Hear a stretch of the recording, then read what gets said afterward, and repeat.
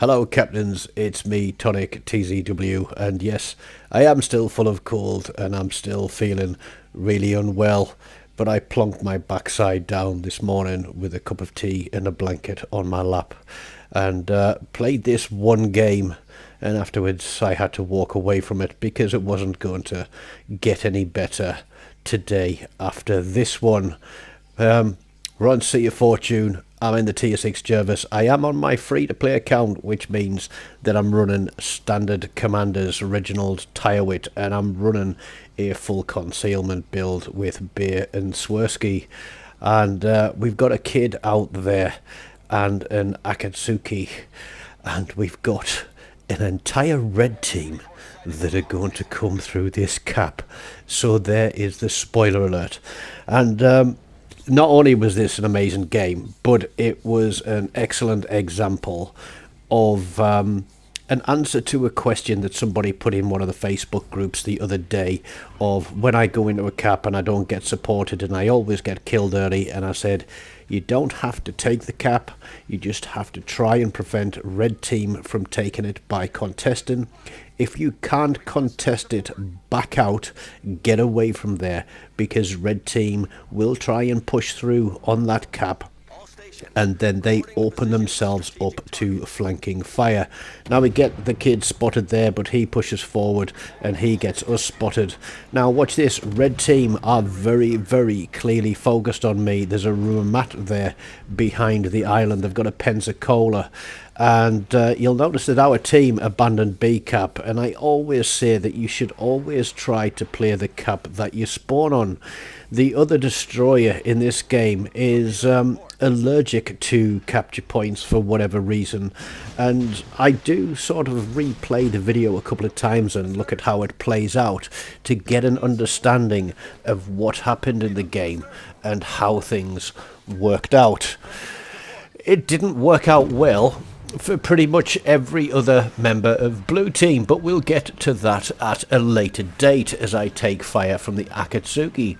Now I normally run unstoppable on my destroyers, but for this one I'm running Smogathon, which is going to give me the ability to get clear, but this is where it fails, because you'll see now that I've lost my engine, and because my original Tyrewit isn't fully upgraded to 16.4, that destroyer is not within range to reduce my damage control.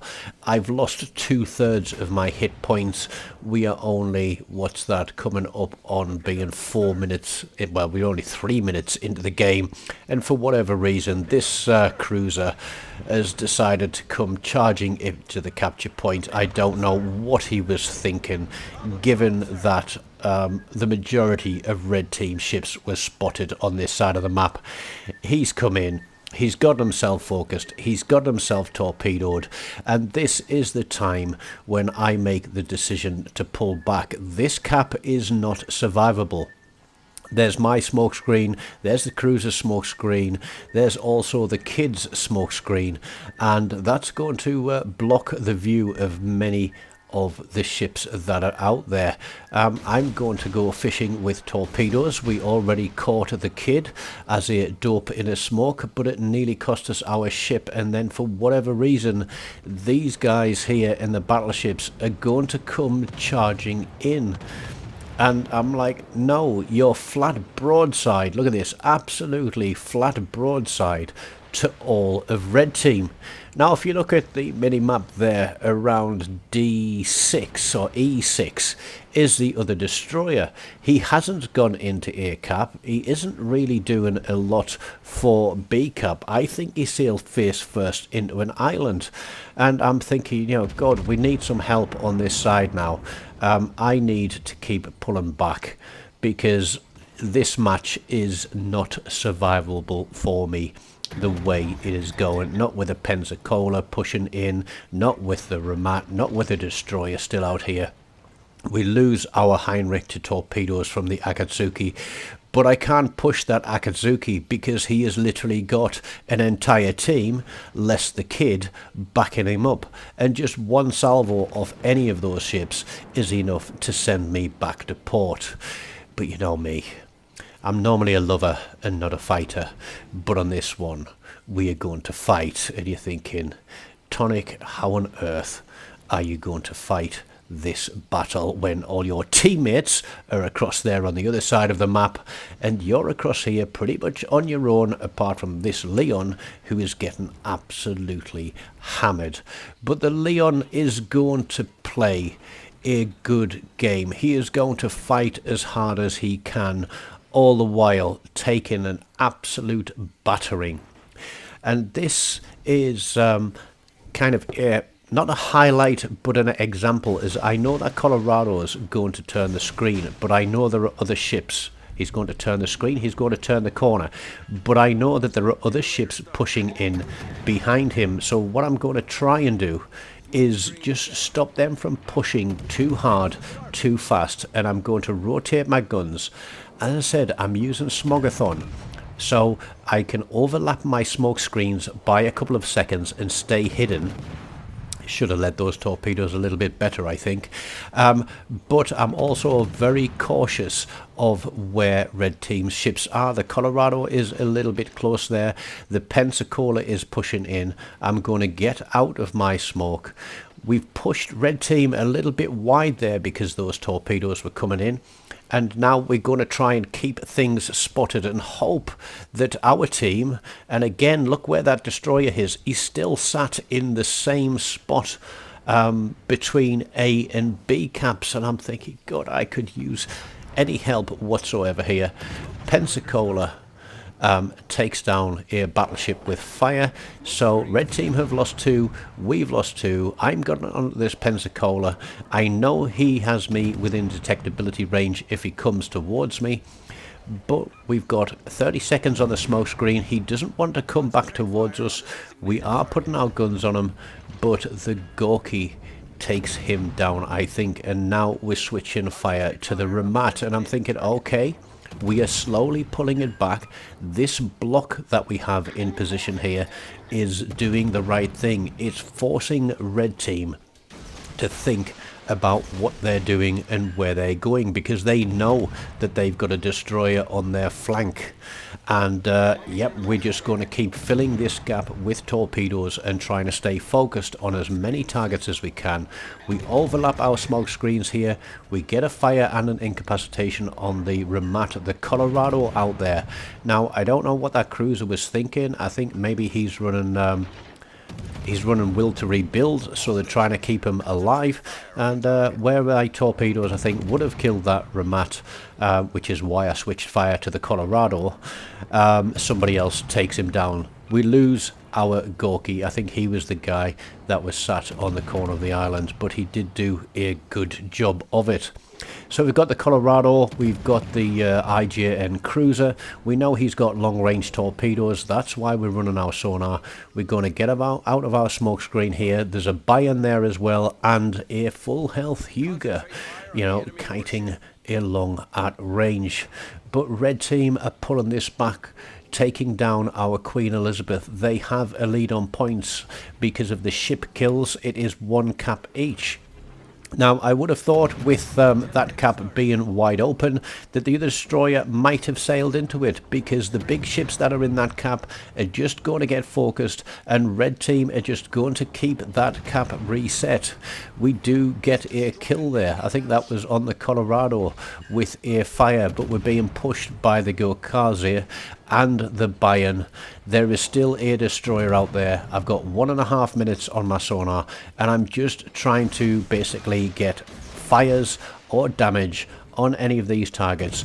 But the Gokazi there is a risk. I'm thinking, has he turned into that island, put his torpedoes out? We know he's damage controlled the fire. If we can get another fire on him, that's going to be a Brucey bonus, and it's going to keep him ticking down. The Bayern is coming this way. We've got 2 smoke screens left, and for whatever reason our destroyer has started firing his guns, and I'm thinking, I need to get into B cap because this destroyer does not know what he's doing.